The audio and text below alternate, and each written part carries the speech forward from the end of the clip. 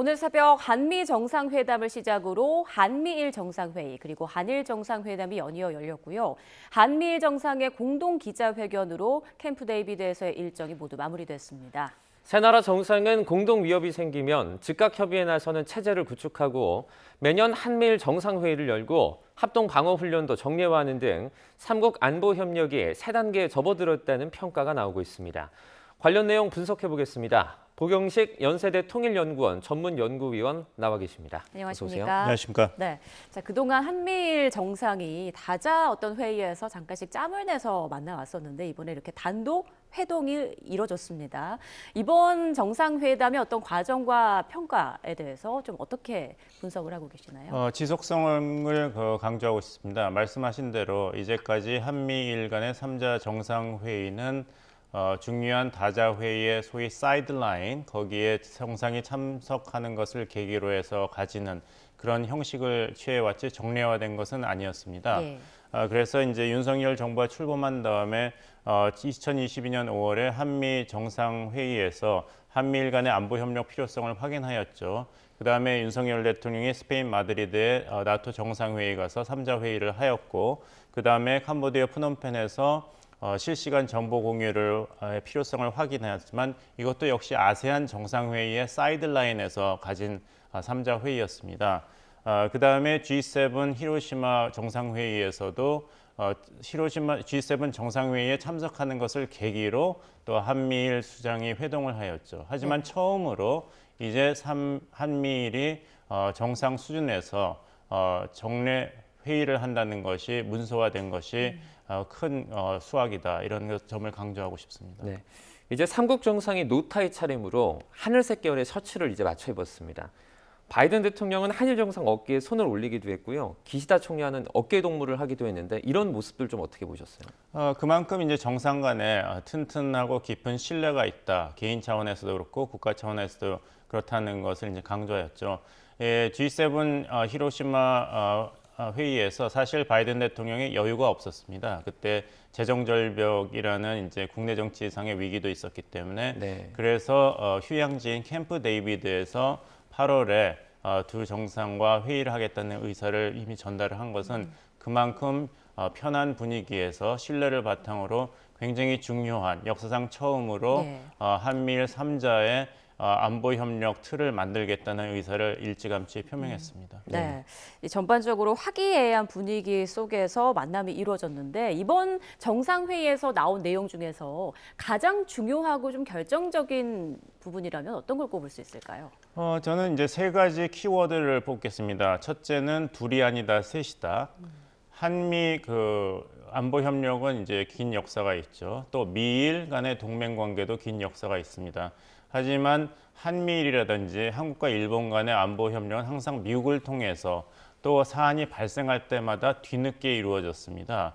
그리고 이제 역사 문제와 갈등 때문에 추진이 되다가도 그 동력을 잃어버리는 상황이 자주 발생했는데 이번에 처음으로 둘이 아니라 셋, 3자 간의 외교 안보 협력이 정례화되었고 구체화되었다는 것. 예. 두 번째는 이제 그 정상 간에 이런 틀이 마련됐다. 소위 플랫폼이라고 하죠. 우리가 무슨 앱을 쓴다고 하더라도 그걸 계속 앱을 깔지 않으면은 다시 또 뭐 패스워드를 넣어야 되고 신상 정보를 넣어야 되고 뭘 또 깔아야 되고 뭘 깔면 또 어디 가서 뭘 깔아야 되고 굉장히 복잡하지 않습니까? 그게 아니라 앱을 깔았다고 생각하면 되시겠습니다. 세 번째는 외교 안보의 지평을 굉장히 확대했다. 글로벌 공급망 재편에 세 경제 대국이 협력하겠다는 것이 들어간 것이 눈에 띄는데 이제 모두 발언을 할 때 이제 정상을 누가 배석했는가를 보면 아시겠습니다만 우리나라 윤석열 대통령 옆에는 조태영 안보실장과 박진 외교장관이 있었고 일본 기시다 총리도 이제 방위총장과 외교장관이 있었는데 특이하게 조 바이든 미국 대통령 옆에는 당연히 뭐 토니 블링컨 국무장관이 있었지만 그 안보 수석이 있는 것이 아니라 지나 레이몬 상무장관이 배석했습니다. 그 말은 그만큼 미국이 앞으로 일본과 한국 간의 이런 안보 협력을 전통적인 차원의 뿐만 아니라 미래지향적인 기술과 경제 차원, 산업 협력 차원까지도 확대하겠다는 것을 상징적으로 보여주는 그런 모습이었다 생각합니다. 이제 여러 문건들이 채택이 됐습니다. 캠프 데이비드 원칙과 그리고 정신은 일찌감치 윤곽이 나온 상태였는데요. 이 세 번째 문건, 한미일 간 협의에 대한 공약이 나왔습니다. 이건 어떤 내용이죠? 아까 말씀드린 대로 이제 협의에 대한 공약이 중요한 것은 이제 그 협의가 양자 차원이라든지 아니면 사건이 발생했을 때 뒤늦게 이슈 중심으로 돌아가는 것이 아니라 정례화된다는 것이죠. 네. 그래서 청와대 백악관 그리고 총리실의 안보수석이 1년에 한 번씩 회동을 하고 그 자리에는 외교장관, 국방장관, 소위 2+2 회의뿐만 아니라 재무장관 회의도 있고 또 이제 상무장관도 참여하는 길이 열렸다는 것은 그만큼 이 3자 협력이 구체화되었다, 정례화되었다 이런 것을 말씀드리겠습니다. 네. 자, 앞서 정상회의를 앞두고 미국에서는 이 3국의 안보나 위기 상황이 됐을 때 한미일 협의가 의무다라고 표현을 했었고요. 우리 측에서는 약속이라는 표현을 하면서 약간 줄다리기가 있었는데요. 최종적으로는 의무라는 표현이 좀 빠졌죠. 이 부분은 좀 어떻게 해석할 수 있을까요? 진정으로 신뢰하고 협력하는 동맹 국가가 되려면은 허심탄회하게 자신의 입장을 상대방에게 밝히고 서로 이해를 도모하는 것이 건강한 모습이라고 생각합니다. 네. 미국 측 입장에서는 의무라는 것을 강조하였는데 이건 어디까지 미국 정부의 공식 입장이라든지 아니면은 최종 문건에 명시된 것이 아닙니다. 백악관의 전략소통 비서관이 이런 미국 바이든 행정부에 선호하는 그런 방향을 제시한 것이고 한국 측에서는 의무로 규정하게 된다면 여러 가지 불편한 점이 발생하기 때문에 주권 국가로서 어떤 전략적인 유연성을 유지하는 것을 요구하였고 한국 측 입장이 최종적으로 반영된 것으로 보입니다. 한번 생각해 보십시오. 말씀드린 대로 이제는 양자 간의 그 협의가 아니라 3자 협의입니다. 네. 일본을 포함해서 김승겸 합참의장이 그 최근에 그 8.18 도끼 만행 사건의 희생자를 추모했죠. 또 이제 박근혜 전 대통령이 첫 행보를 보이면서 어머니께서 1974년도에 제1기포 문세광의 총탄에 돌아가신 것을 기념하고 기리는 모습을 보였습니다. 그때마다 한국과 미국은 북한에 대해서 보복을 해야 되는데 어디까지 어떻게 하는 것이 적절한 것을 협의하는 것은 중요하지만 만약에 한국 정부가 단독 행동을 할 때 그것을 미국이 제어하지 못한다면은 전면전 발생의 위험이 있기 때문에 이것은 미국에 대해서는 미국 입장에서는 굉장히 큰 우려 상황입니다. 네. 특히 이제 천안함 폭격이라든지 그다음에 연평도 포격 사건이 났을 때는 이명박 정부는 좀 더 적극적이고 공세적인 대응을 하려고 했는데 미국 정부는 우려를 표명했거든요. 네. 그러니까 미국 입장에서는 의무라는 것을 집어넣음으로써 한국의 이제 독자적인 전략 행동에 대해서 미국이 어느 정도 구체적인 그런 영향력을 생사할 수 있는 여지를 남겨놓고 싶었던 것인데 한국 입장에서는 한국의 안보는 어디까지 한국 국민과 정부가 결정할 자율성의 문제이기 때문에 의무라는 단어는 아직 시기상조다. 이것은 한미 상호 방위 조약 2조에도 일치하지 않는 것이냐. 왜냐하면 거기에는 공통의 위험에 대처하기 위해서 각자의 헌법 절차에 따라 행동한다고 되어 있거든요. 나토와는 다릅니다. 그리고 협의를 의무화한다면 우리가 어떤 대북 행동을 취할 때 일본하고도 협의를 해야 될 의무가 발생하게 되는데 이것은 한국 입장에서는 받아들이기 어려운 점이 분명히 있었습니다. 그래서 이런 단어 하나하나에 굉장히 큰 의미가 담겨 있는 거군요. 그렇습니다. 예. 이런 말도 나왔습니다. 한 나라의 위협은 세 나라 모두에게 위협이 된다라고 했는데 그러니까 북한의 핵 미사일 도발뿐만 아니라 이제는 뭐 아태 지역, 글로벌 위협까지 이런 어떤 위협의 범위를 넓혀야 한다는 말입니까? 예, 그렇습니다. 굉장히 그 첨예한 그 국제 정세에 우리는 살고 있죠. 전쟁은 이제 끝났다. 이제 글로벌 시대에서는 각 나라가 더 이상 경쟁자가 아니고 군사적인 행동을 해봤자 자국 이익이 훼손될 수밖에 없다. 모든 국가는 무역 국가다 이런 얘기가 나왔지만 러시아가 우크라이나를 침공함으로써 이런 믿음이 산산조각 났습니다. 네. 그래서 일촉즉발의 상황이 언제 일어날지 모르기 때문에 어떤 경우에서도 즉각적으로 또 효과적으로 대응할 능력을 보유하는 것이 그 어느 때보다 중요해졌고 이런 모습이 이제 나토 회원국의 적극적인 자세로 반영이 되었죠.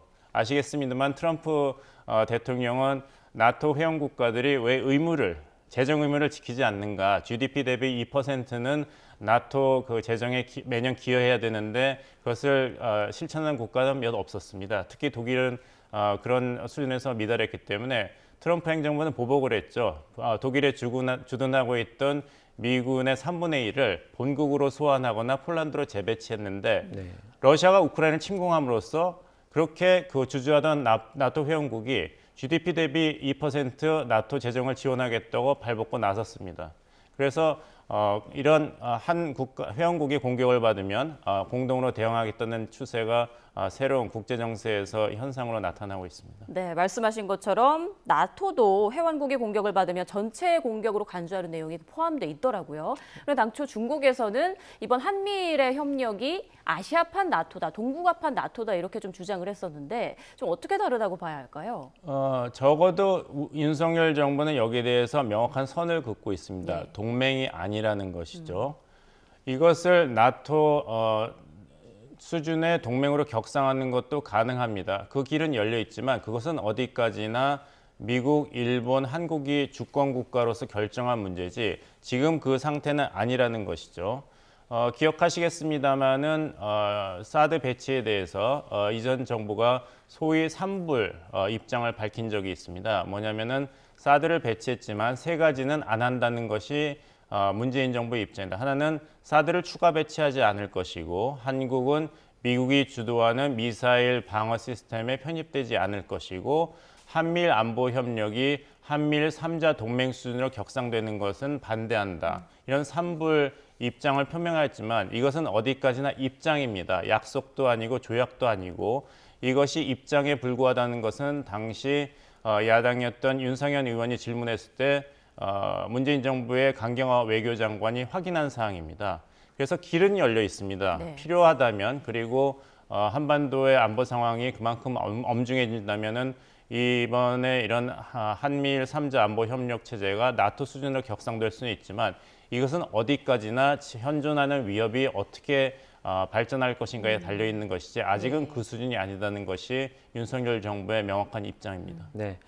중국을 직접 겨냥해서 어떠한 일방적인 어떤 현상 변경 시도를 강하게 반대한다 이런 선언도 있었는데요. 이건 무슨 말입니까?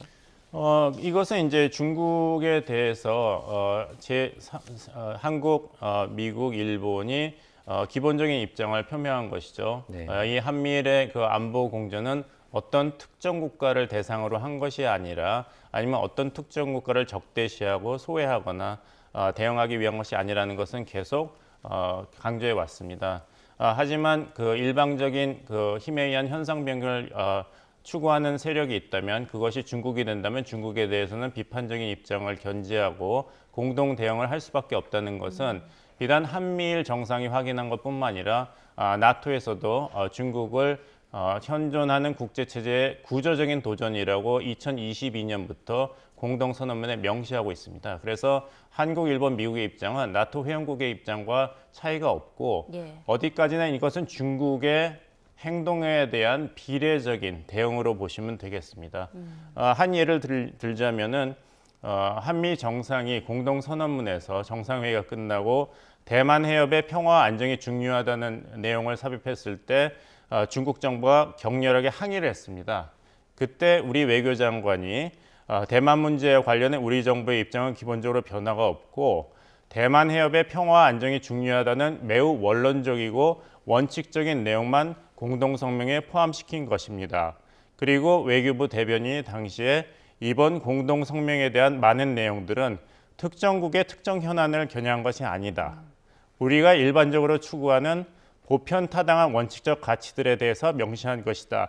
이렇게 설명했는데 예. 이때 한국 정부는 현재 윤석열 정부가 아니라 문재인 정부였습니다. 2021년도에. 네. 그러니까 한국 정부의 입장에서는 이런 대만 해협의 평화 안정 강조하고 희미한 일방적인 현상 변경에 반대하는 입장은 중국을 겨냥한 것이 아니라 우리가 주권 국가로서 평화를 상한하는 대한민국으로서 일반적으로 추구하는 보편타당한 원칙적인 가치를 다시 한번 확인한 것이다. 이렇게 설명하고 있습니다. 네. 그러니까 원론적인 입장을 다시 한번 그냥 재확인했을 뿐이다. 이거는 윤석열 정부만 이야기하는 것이 예. 아니라 이전 문재인 정부도 2021년에 공식적으로 확인한 내용입니다. 네, 그렇군요. 자, 그리고 한미 간의 그 핵 협의 그룹이 있지 않습니까? NCG 그룹. 여기에 일본도 포함될 수 있다라는 전망이 나왔었는데 이번에는 그런 얘기가 없었죠. 예, 없었죠. 예. 시기상조입니다. 그러니까 아까 이야기하신 질문과 일맥상통한다고 볼 수 있겠죠. 예. 만약 이 한미일 안보 협력이 소위 새로운 정례화된 구조화된 플랫폼이 형성되었습니다. 그렇다면 계속 이것이 진화하다 보면은 결국에 아시아판 나토가 되지 않는가. 이것은 분명히 가능성이 있는 시나리오지만 이것을 염두에 두고 시작했다고는 그런 증거는 없고 또 어떻게 될지는 아직 불투명합니다. 마찬가지로 한미 간에 합의한 이제 막 출범한 핵 협의체에 일본도 모종의 참여와 역할이 있을 것인가는 문은 열려 있지만 아직은 그것을 논의한 것은 시기상조다. 그런 조건이 주어지지 않았고 예. 윤석열 대통령도 당시 이제 워싱턴에서 정상회담에 때 비슷한 질문을 받았을 때 이렇게 답변을 하였죠. 일본과의 이런 안보 협력을 확대해가는 과정에서 있을 수 있는 일이지만 어디까지나 한미 간의 핵 공조는 한미 간의 양자 간의 문제이다. 이건 워싱턴 선언은 일본을 포함하지 않은 한미 간의 외교 합의의 산물이었고 따라서 핵 협의체도 한미가 운영하는 양자 체제인 것이고 그것이 이 핵 협의체의 장점이다. 왜냐하면 나토식 핵 공유는 나토 회원국 30개국이 서로 만장일치로 통해서 운영해야 되는데 거기에 비해서는 핵 협의체는 한국과 미국 두 나라만 결정하면 된다는 장점을 가지고 있다고 강조했습니다. 네. 그런 면에서 본다면 일본의 참여를 지금 결정해야 되는 것은 어디까지나 이 인도태평양 지역과 한반도에서의 핵 위협이 어떻게 진화하는가에 따라서 결정될 문제입니다. 네. 이번 정상회담을 보면 이제 한미일 정상회의 그리고 안보실장과 외교 국방장관이 또 매년 만나는 방안도 구체화가 됐습니다. 이건 어떤 의미를 좀 가질까요? 다시 말씀드립니다만 이번이 그 캠프 데이빗 그 정상회의가 의미가 있는 것은 이제까지는 단기적으로 아니면 어떤 중요한 다자회의에서 곁들여서 2차적으로 됐던 한미일 3자 간의 협의가 정례화되고 구조화됐다는 것입니다. 네.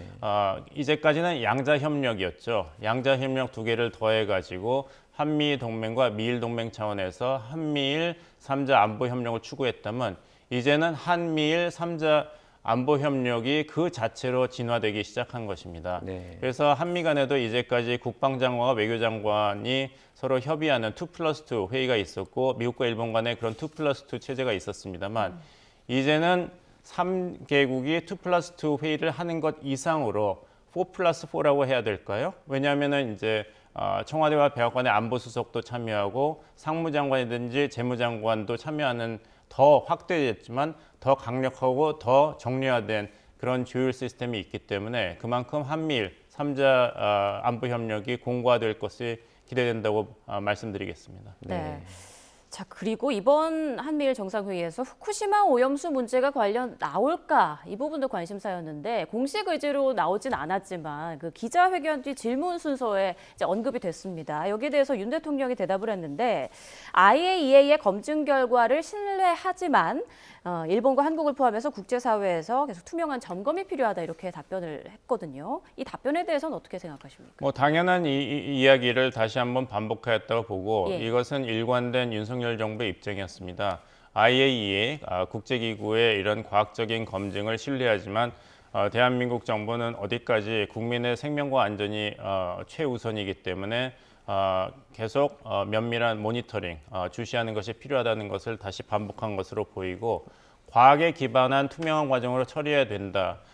이것은 계속 일관적인 주제라고 보입니다. 두 가지를 말씀드리겠습니다. 하나는 그 풍계리 그 핵실험장을 북한이 선제적인 조치로 폐쇄하겠다, 폭발하겠다고 했을 때 당시에 IAEA 사찰단도 참여를 한다는 주장이 있었습니다만 그 당시에는 북한과의 평화와 대화 기조를 유지하는 것이 더 중요하기 때문에 IAEA가 풍계리 핵실험장 폭파에 참여한다면 북한이 거부할 것이고 그렇다면 애써 만들어진 이런 대화의 장이 무너질 것이라 해서 참여를 안 했죠. 근데 지금 북한이 풍계리 핵실험장을 완전 폭파, 불능화했다는데 어떻게 복구해가지고 지금 7차 핵실험은 시간 문제라는 이야기가 나오고 있습니다. 만약에 우리가 일본의 오염수 방류에 대해서 걱정을 한다면, 그리고 진정으로 투명하지만 철저한 검증이 필요하다면은 IAEA 수준의 이런 과학적인 치밀한 검증에 대해서는 어떤 태도를 취해야 된다고 말씀드리겠습니다. 두 번째는 우리나라가 그 자랑스럽게 배출한 분이 반기문 유엔 사무총장이고 IAEA는 유엔 산하 기구입니다. 만약에 우리가 유엔의 이런 위상이라든지 역할을 부인한다면은 글로벌 중추 국가로 그런 미래를 설계하겠다는, 그리고 미래 세대에게 자랑스러운 국가라 만들어주겠다는 이런 정부의 입장에는 일치하지 않는 부분이 있습니다. 유엔을 폄훼하면서 어떻게 유엔을 중심으로 우리가 자랑스러운 글로벌 중추 국가가 되겠다. 이거 두 개는 병립할 수가 없기 때문에 굉장한 그 관심을 가지는 것은 당연합니다. 국민의 건강과 생명이 걸려 있지만, 하지만 과학적이고 투명한 철저한 검증이 무엇인가에 대해서는 우리 정부와 국민이 일관된 입장을 견지해야 되지 않은가 말씀드리겠습니다. 네. 최근에 일본 언론들이 한미일 정상회의 직후에 이제 오염수 최종 방류 시기를 결정한 예정이다, 이런 보도를 내기도 했거든요. 이 부분은 좀 어떻게 보세요? 글쎄요, 그 일본 매체에서는 그 한국 정부가 정치 일정이 있기 때문에 여기에 대해서 일본 정부의 협조를 구한다는 요청을 했다 보도가 있는데, 이것의 진위 여부는 곧 밝혀지겠지만, 중요한 것은 지금 한미일 3자 안보 협력에서 가장 큰 변수는 국내 정치와 여론입니다. 캠프 데이비드가 알려진 것은 이명박 대통령이 당선되고 나서 조지 W 부시 대통령이 정상회의를 할 때 캠프 데이비드에서 초청을 했죠. 네. 그때 한미 동맹과 그다음에 한미 그 자유무역 협정에 대해서 두 정상이 다시 한번 의지를 확인했는데, 그다음에 어떤 일이 일어났습니까? 그 광우병 사태가 일어났기 때문에 이명박 정부와 부시 행정부가 기대했던 한미 간의 경제 안보 협력의 추동력은 순식간에 상실되었죠. 그런 면에서 본다면은 이런 오염수 방출에 대해서 특히 정치 일정 4월에 국회의원 선거가 있는 한국과 내년에 11월에 대선을 앞둔 미국의 입장에서는 굉장히 조심스러운 것은 당연하다고 하겠습니다. 네, 자 오늘 말씀은 여기까지 듣겠습니다. 지금까지 봉영식 연세대 통일연구원 전문연구위원과 함께 한미일 정상회의에 대해서 좀 짚어봤습니다. 고맙습니다. 고맙습니다.